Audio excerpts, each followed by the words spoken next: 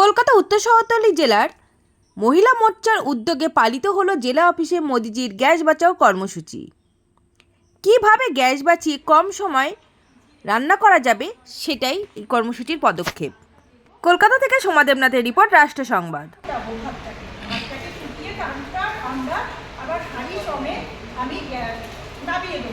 তাতে কি হবে, আবার যখন বেশ কিছুক্ষণ পর চালটা হাফ সেদ্ধ হয়ে যাবে তখন আবার বসিয়ে আমরা একবার ফোটাবো।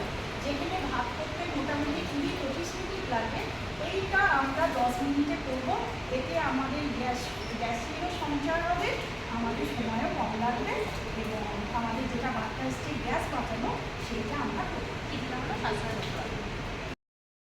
জেলার মহিলা কনভেনার জয়তী মণ্ডল দিদি, এখানে আমরা জলটা বসিয়েছি গরম হওয়ার জন্য এবং চালটাকেও আমরা ভিজিয়ে রেখেছি, তাতে যাতে একটুখানি হলেও আমাদের গ্যাস